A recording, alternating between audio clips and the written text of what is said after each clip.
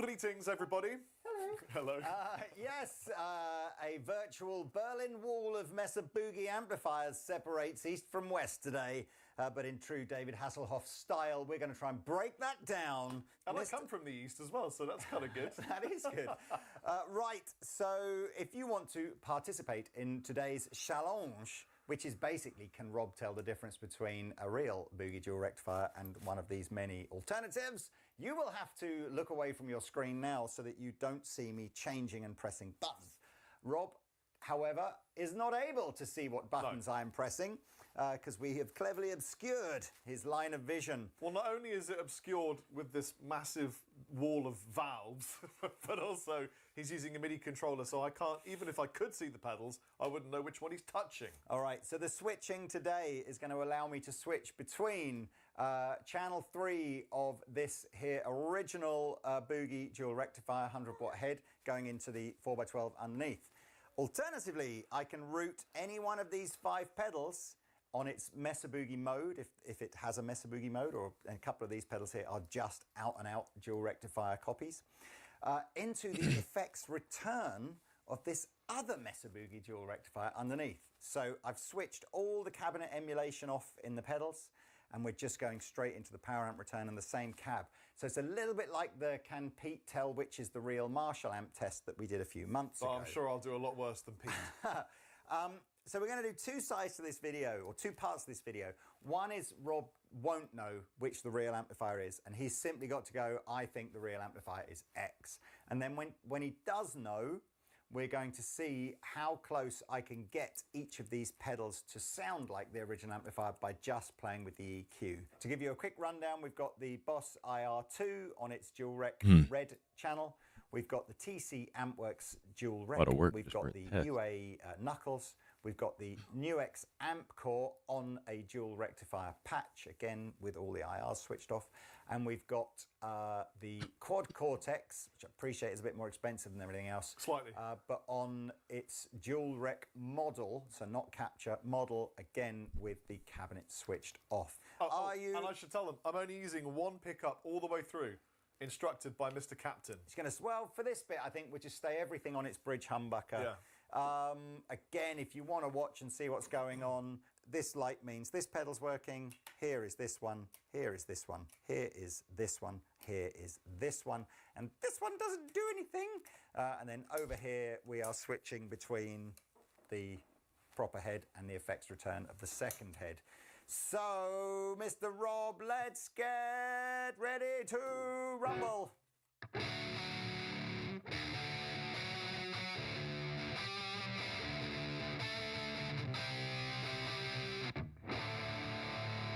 Wait, am I stopping and buying one so I just say, that's the Boogie?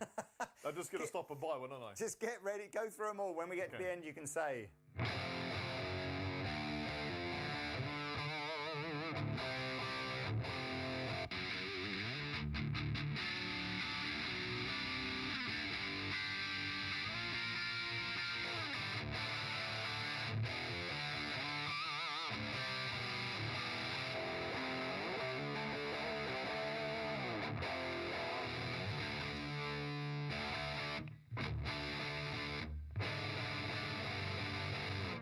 So I'm going to go through these now in perhaps a slightly more scientific order, and at the end of each one you can go, I think it's the real amp, or I think it's a pedal. Okay, You might even want to guess. You might even want to guess which pedal it is. I don't know. Or all right, I'll do my best.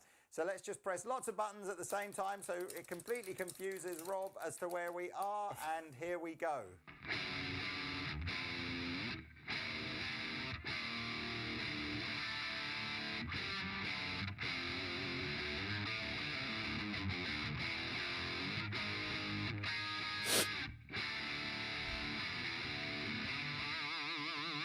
That's not a Boogie.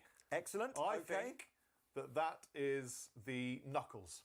Do you? Okay, right. Well, we're going not a Boogie, thinks it's a Knuckles. Let's see if we can remember all this. I haven't got any pen and paper, but that's okay. Let's try another one and see what he thinks.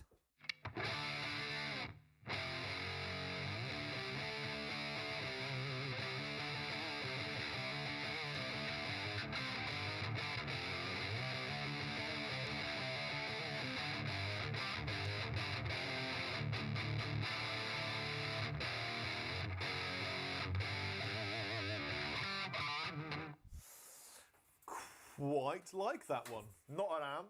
I don't know which one it is. Could be the new X. Okay. As you can see, I got a pen and paper. Right, let's try the next one. Ready?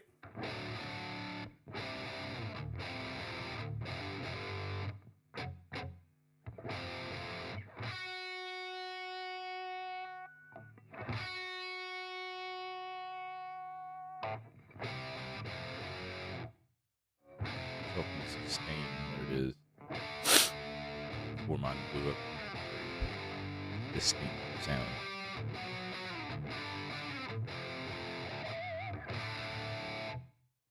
I reckon that's the quad cortex. It's something white box. Everything's being mapped on the inside. What does that mean? Something white box, everything's being mapped on the inside. I've never even heard that. Oh, okay. Sorry. So white box is when every component in the model is being simulated so that the interactions and the relationships between them are all mapped together. So it's either the quad cortex or it's the knuckles, but it's not a real amp. I hope I'm wrong, because it'd be great if I'm wrong. Okay, are you ready for number 4? Oosh.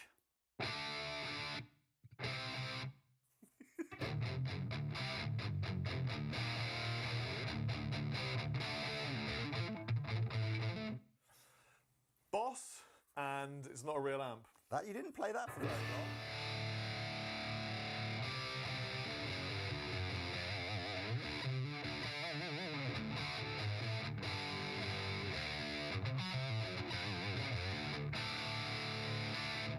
I think it's the boss. Okay. Right. 2 more to go, I think. Ready? 1, 2, 3. Oosh.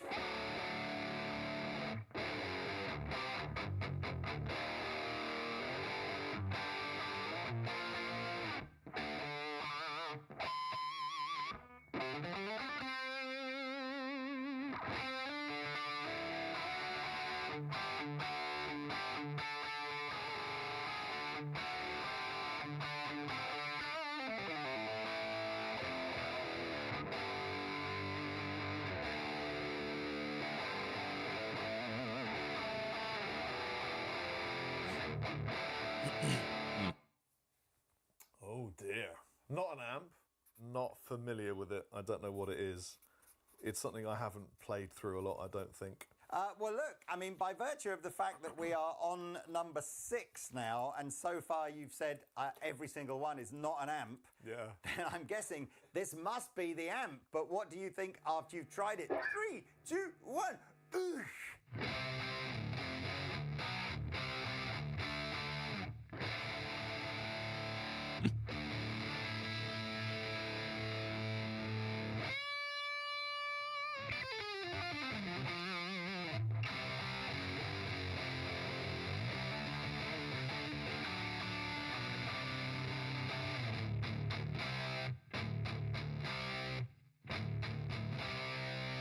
It's not a real amp.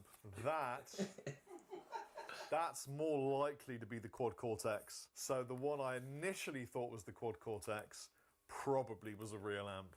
Let's go through all 6 again, just and I'll come to that. So, numero 1. Or you're tricking me and none of them are a real amp.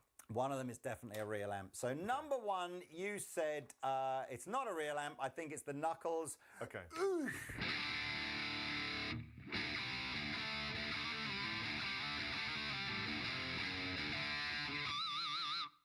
It's not a real You're amp. sticking with that. Okay. Yep. Number 2, you said it's not a real amp, but it could be the new X. Ooh.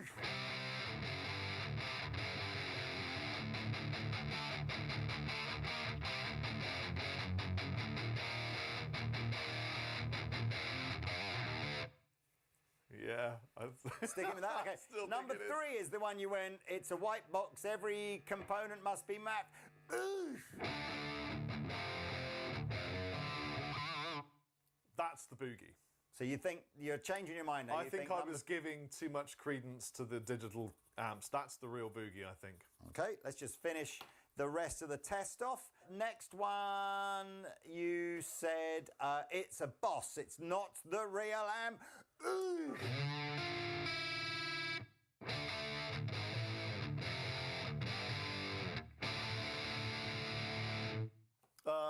Does the boss have a noise gate?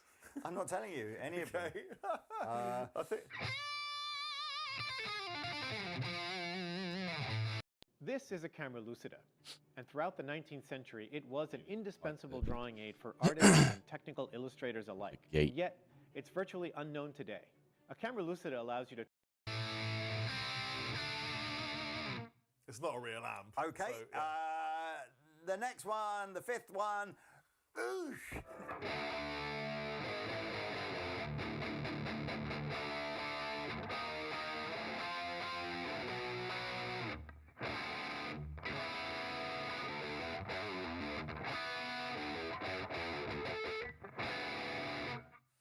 That's the one you said it's not an amp, and I'm not Yeah, familiar it's with not it an amp, either. and I don't know what it is. Okay, and then finalement, you went, it's not a real amp, it must be a QC. Oosh!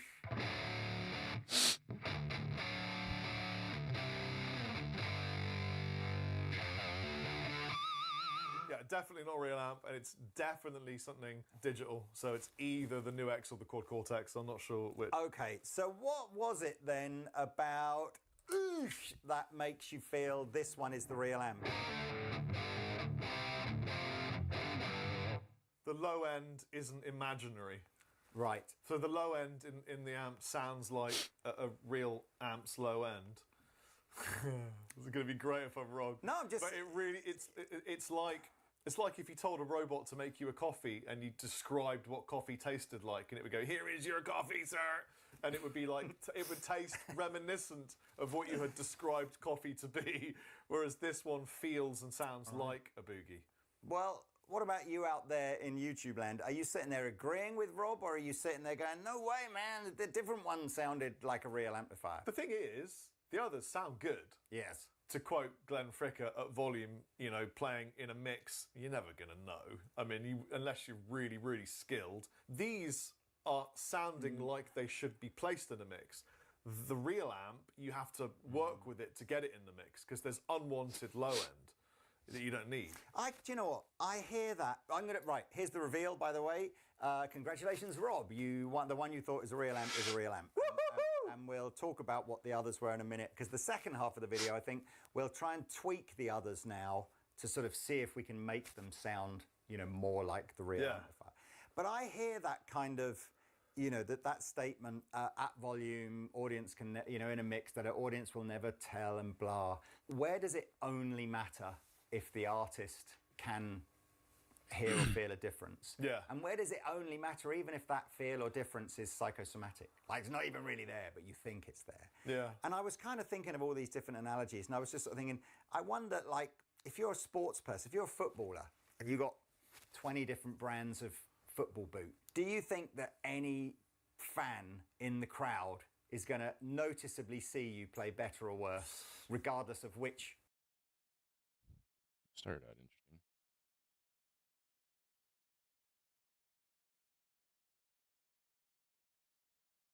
Alright, check this out. This holiday season, Texans can count on Kroger. You get up high quality with our exclusive brands and down low prices. Originally, I wasn't going to make a video about the EVH 5150 Iconic. I mean, at this point, you have likely been inundated with countless iconic videos both in favor of and, oddly, vehemently against this amplifier. Well, I put it to a vote, and you amazing viewers showed an overwhelming amount of interest in my take on this amplifier, so I bought one. Now, I didn't know what to think when it showed up, and after many hours tinkering, testing, and comparing it with my OG 5150 block letter, I have some thoughts. And I gotta tell you, I think a lot of people are wrong about this amplifier. What's up, everybody? Welcome to the channel. My name is Taylor, and you guys asked for this, so here it is, the EVH 5150 Iconic. Now, let's start with the actual definition of iconic. What exactly is this amp telling us with its name?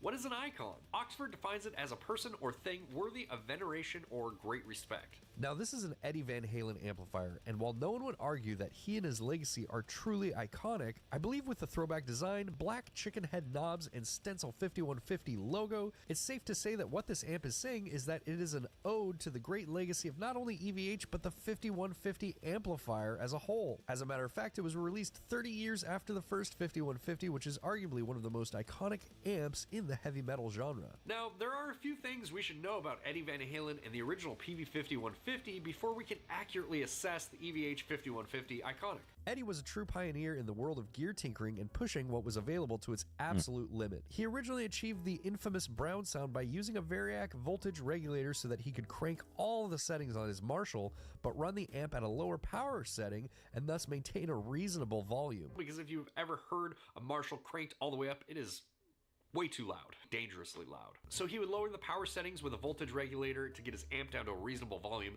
and Eddie ended up with an amp manufacturer by the name of PV who was known for making affordable tube amplifiers. Now, I'm skipping a lot here. There's his time using Soldano amps, and of course the back and forth with not only the original 5150 designer, but also the 5150 iconic amp designer, James Brown, and there's a whole lot of content to get into there, but that's for another time. The point that I want to get to is there was a very clear goal Eddie had with the original 5150 design, and that was to make it an affordable version of the amplifier that captured his tone. Now, I can't find out exactly what the retail price was back in 1992 when this amplifier came out, but according to an old archive musician's friend ad, it was $749 new at one point. So adjusting for inflation, we're probably somewhere in between $1,000 and $1,500 equivalent in 2022 money, depending on what the actual retail price in 1992 was. If you know what the actual retail price was in 1992, please let me know down in the comments. It would really add some valuable context to this discussion. So with all that in mind, there are really two things we need to take into consideration when evaluating the 5150 Iconic.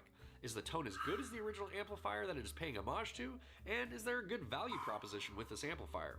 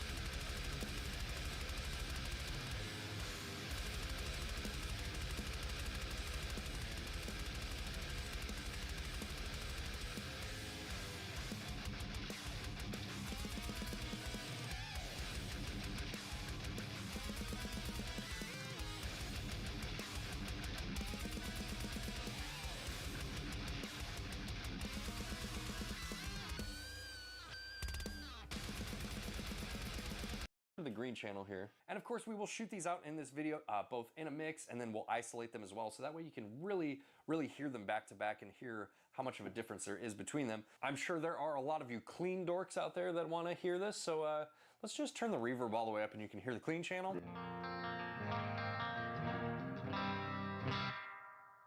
That's it for the clean channel. Let's just max out the gain knob here and see what it sounds like with the gain max.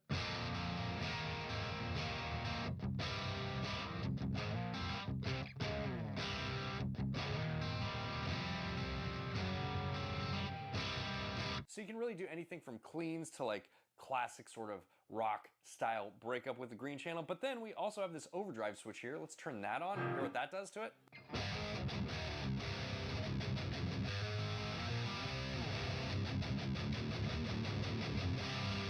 So we're getting a lot more into metal territory, my territory, probably your territory too. And you know, we're only at 4 here on the gain setting. Let's turn this guy all the way up and see how saturated we can get the green channel on this amplifier.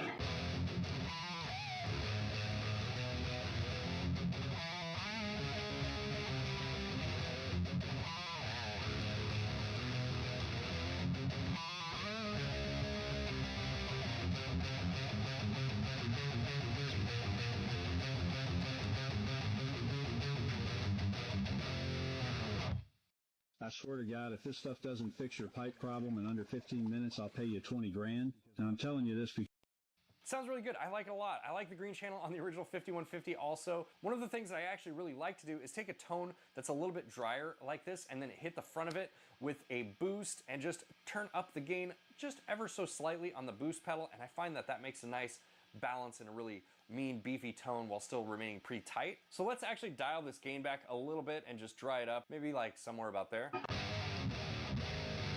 I like that tone a lot. I think that's a modification that you can make to it. One with this amplifier, surprisingly, I really like the grind with the original 5150, but a little bit shrill with this amp. Let's try the boomstick. old amplifier.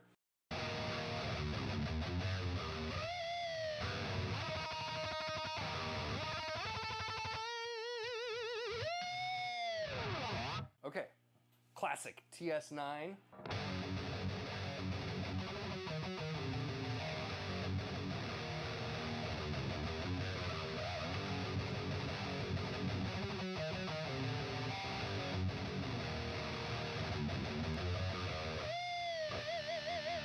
There's a reason the TS9 is a classic. I think out of all these different configurations, the TS9 is the one that sounds the most consistent. Here, let's dial this bass back a little bit. That way you can hear it a little bit more how most people would dial it in, I think.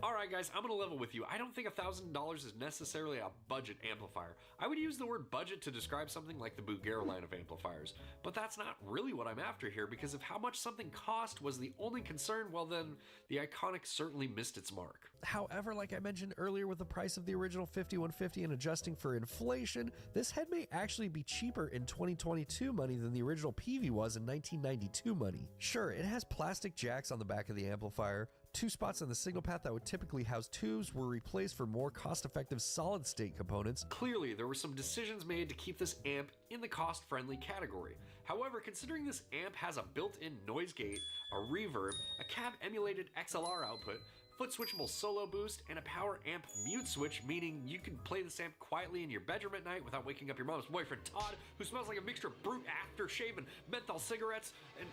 Wait, what was I talking about again? Oh yeah, the features. There are enough features on this amp that some of the choices that may seem like budget cuts don't feel as important. I guess what I'm getting at here is that I think the right decisions were made with this amplifier to get it to its intended audience.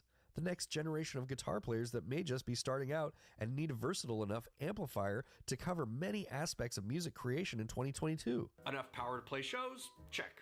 Flexibility in the studio, or let's face it, the more likely scenario, your bedroom with an IKEA desk and laptop? Double check. A brand name that has a good reputation in the industry and makes reliable equipment? You can see where this is going. I get it. The EVH demo was, well, let's just say it was pretty shrill. It did not impress me either. But here's my take on this. I think it has more to do with the actual cabin speakers versus the amplifier itself. Let's assume this amp had a pretty tight set of guidelines, meaning we want these features at this budget. Well, if I was James Brown, the amp builder, not the singer, I would probably want to heavily flow that budget into the head and try and get the most cost-effective speaker and cabinet combination possible. Because let's face it, the 5150 amplifier is what's iconic, not the cabinet, unless you're one of those weirdos who actually likes the PV5150 4x12. In that case, sorry. Alright guys, if you have made it this far, thank you. If you liked this video, let me know by hitting the like button and leaving me a comment. And if you really like what I do here on my channel, then join my YouTube members or my Patreon. There's more information on that down in the description below. And with all that said, stay safe, stay metal, and I'll see you guys in the next one. Bye guys. When I switched to Allstate, I saved hundreds. My old insurance company raised my rates, so I started looking around. Allstate made it really easy to switch, and I was able to get... What's up guys, Kyle here again, and today I'm back on my bullshit. We're gonna shoot out the brand new PV65052 with the EVH 5153 50 watt stealth. Let's do it.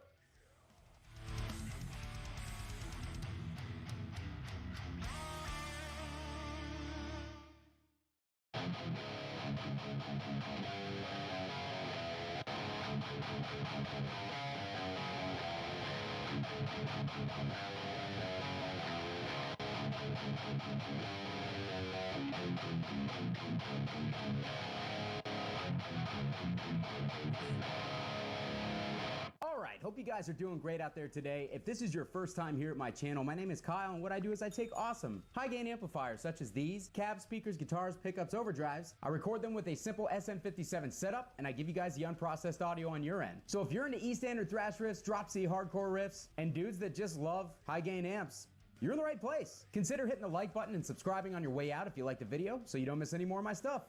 Thanks! Alright guys, I am back in the saddle again. It's been a little while since I've done any content, and I am super excited to just kind of sit here and talk at you guys for a little bit. So today we're checking out the 65052. This is the last demo I'm going to do with this amp before I have to send it on. PV allowed me to reveal this amp to the world, and I'm the first person who's gotten to do a couple of extensive demos with it, so I'm grateful to them for that. But as always, you guys are going to get my honest opinion and how I think that this amp compares to the EVH 5150 Stealth 50 watt, because that amp has really been kind of my go-to 5150 ever since I got it. It just does a lot of things right, and it seems to be the most popular of the main 5150 offerings these days. So a lot of you guys asked me to shoot out the 50 watt Stealth with the 65052, and that's what we're gonna do today. In that intro clip that you guys heard, I was using my Balaguer Typhon with the Hypernova high output pickups. Both amps were being boosted by the Deadweld Duality DX on the blue channel, which is like a TC integrated preamp style boost. We were in drop C. We're gonna go back up to E standard tuning using my Digitech drop pedal. We were in drop C, but we are gonna be in E standard for most of this video. We are going through the Mesa traditional 4x12 cab with the original V30s in it, SM57 on that V30, and no processing after the fact. So with that being said, let's turn off this boost and let's go over to the blue channel on the 5150, and we're gonna go to the green channel on the 65052, because those are essentially both amps crunch channels. And I'm gonna put all the controls at noon here, including the resonance and presence. I will announce to you what I have the resonance dialed on the Stealth because it's on the back of the amp. We're gonna go ahead, go to noon on everything. I'm gonna start both amps off at noon on the gain as well, because we're here to get chuggy. We're not here to play blues rock riffs. No boosts going into the cab, no effects are on, just the rev noise gate. And here's what we got. We're gonna start off with the 65052 and move over to the Stealth.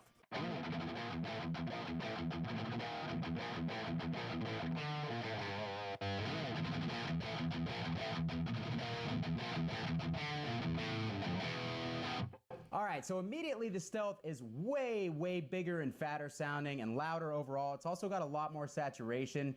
The amp definitely comes to life sooner on the dials than the 65052 does. You're gonna need to tweak a little bit more to get to a good usable tone, in my opinion. I'm gonna go ahead and push that preamp gain up to try and match. And then also traditionally, the presence on the EVH 50 watt amps, it comes on a lot faster than it does on the PV amps. The PV amps are kind of notorious for the presence not even coming on until it's almost all the way up. So we're gonna bump that up, and we're gonna bump up some of the resonance too, just to see if we can match the low end and the brightness and the saturation of the Stealth. We haven't touched any of the actual EQ dials on the 65052. We haven't touched anything on the Stealth. Let's see how that sounds.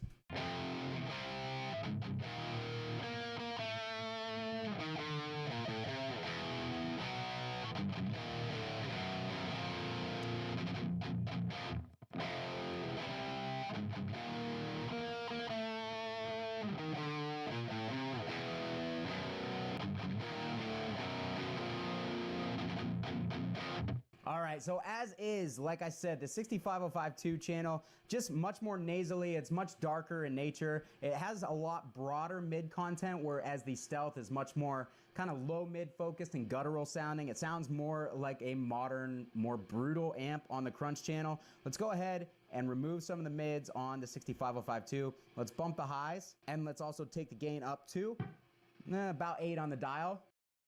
I thought this knife was a scam. My dad thought it was a $300 gift. The way that I have them set up, grab a guitar with active pickups, kick on a boost, do a drop C riff, and then we'll call it a day on this video. All right, guys, so I have my EC1000T or 1001T with the 5766 pickups. No boost is on. We'll do a quick riff and then kick a boost on.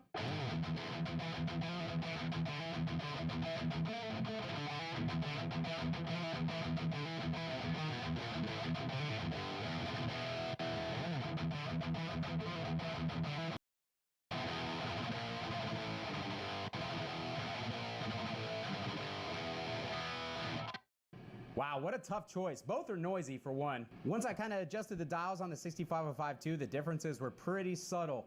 And I think you'd be really hard pressed to tell that in a live band setting in a mix, the difference between the red channel on both of these amps, the way that I have them set up now. Still just a tad more mid content on the 65052. The EVH just has that aggression that I really dig, so tough choice for me. It's hard. I think it would depend on the day of the week and the tone that I'm going for to choose between the two. I love them both. Last riff and drop C and we'll call it a day.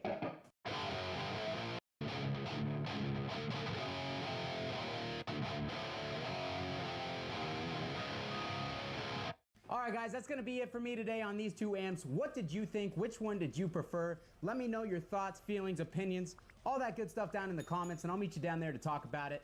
If you'd like to support the channel, down in the description of this video are my Sweetwater affiliate link, my Patreon membership page, as well as a belligerent amateur community. Consider joining my Facebook group, Discord server, all that good stuff down below in the description of the video. I would very much appreciate it and love to have you along for the ride. Hit that like button and subscribe on your way out if you like the video so you don't miss any more. Kyle here again.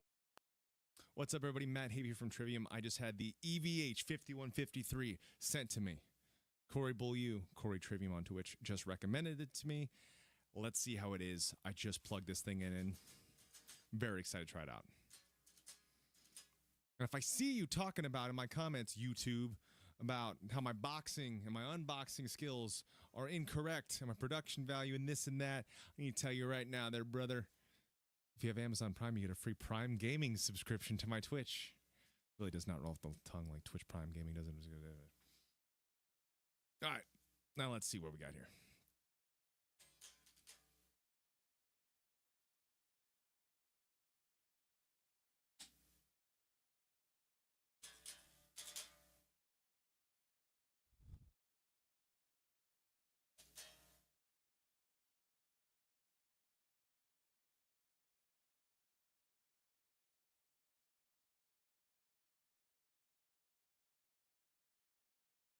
Plug it in. Forgot to plug it in.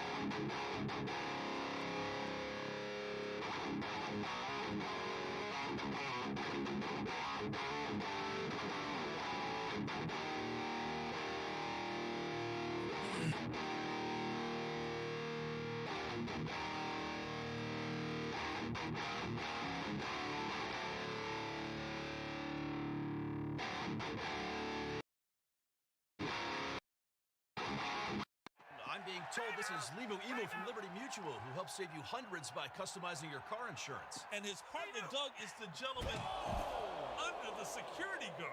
Only pay for what you need. Liberty, liberty, liberty, liberty. The day has come.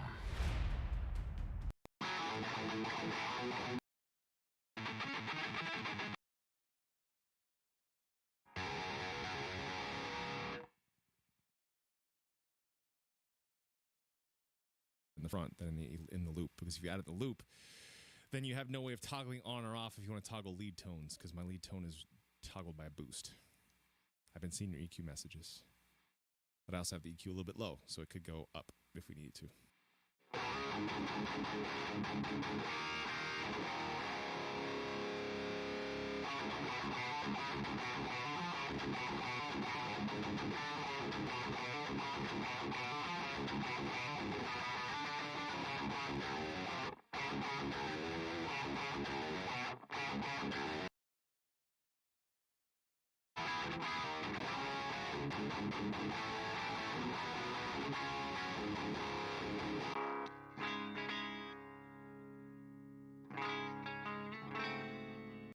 What's up, everybody? I'm going to show you gear, stage gear, side stage gear, the whole backstage, everything. Today we're in Max Schmeling-Halle in Berlin, Deutschland, and this is the show tonight. It's going to be freaking awesome.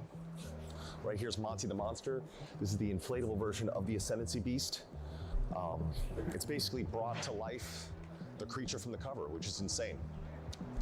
It's a huge focal point of the show. He doesn't blow up till midway through. We got multiple backdrop changes. This backdrop, the first one, you can probably see a little behind Monty's head, but it's got Monty sitting on a gravestone in the Japanese graveyard. So that's the first backdrop that's out. That peels down, and then it's one with the blood red wings, so it looks like the wings are attached to him. That falls down, he deflates, and it's like a destroyed Japanese graveyard. Here's Alex's kit. I don't know anything about drums, but there's Alex's kit. We have multiple scrims as well on these cabinets. So a couple of them are dummies, but there's a couple live ones as well. I have 2 live, Corey has 2 live. There's a dragon underneath that drape. I believe it's 2 or 3 scrim drop changes in here. Lights galore everywhere. I'll show you the gear now.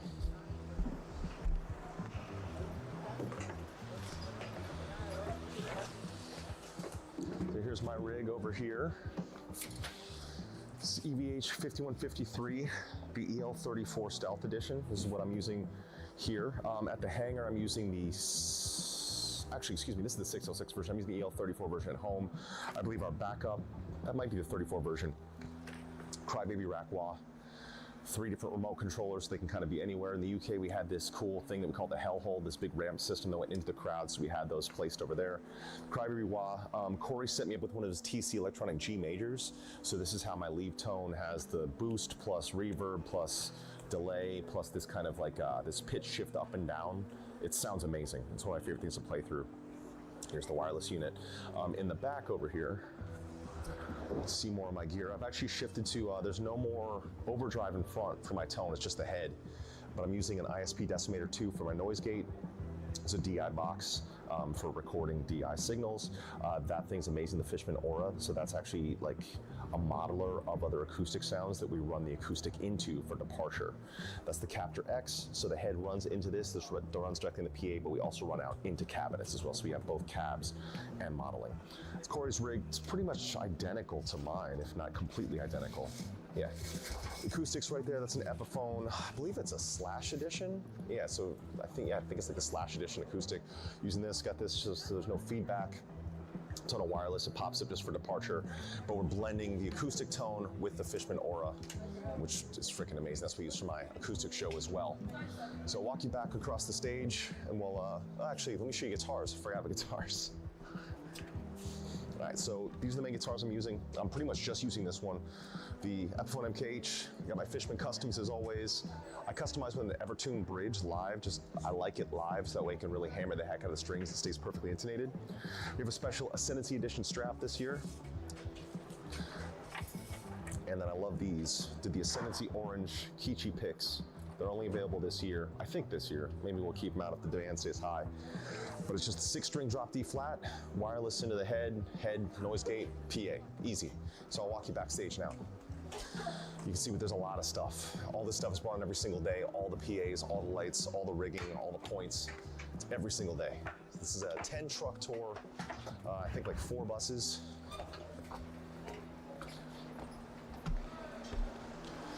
And Monty fits into something like this. It's probably about twice the size of this is what Monty fits into. It takes 1 minute to blow him up.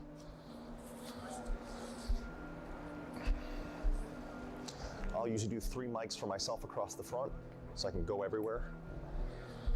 But yeah, all this stuff, everything that's here is brought in every day. Vocal mics, the SEs.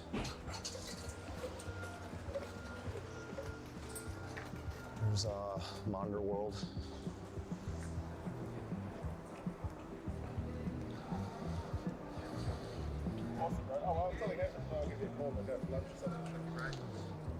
And there's something about a giant monster on stage that just looks really impressive. And so I'll take you to the backstage world. And I'll show you all the different backstage things we run. Another day I'll give you the bus truck tour. It's just too snowy outside. But like I said, it's 10 trucks and several buses.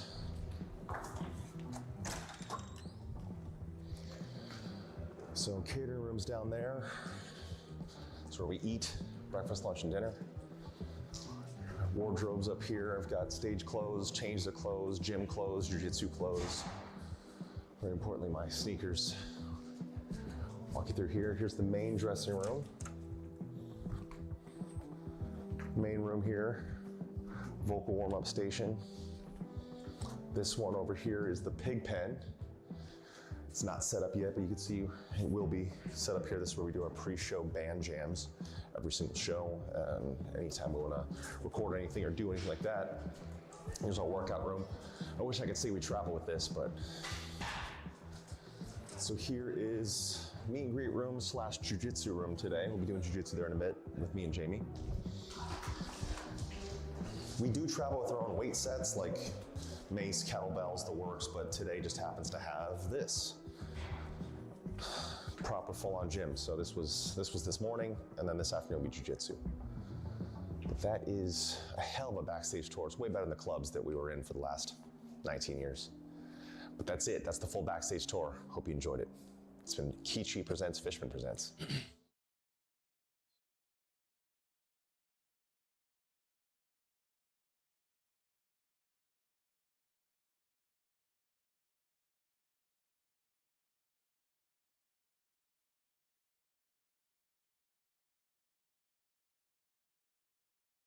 Mm-hmm.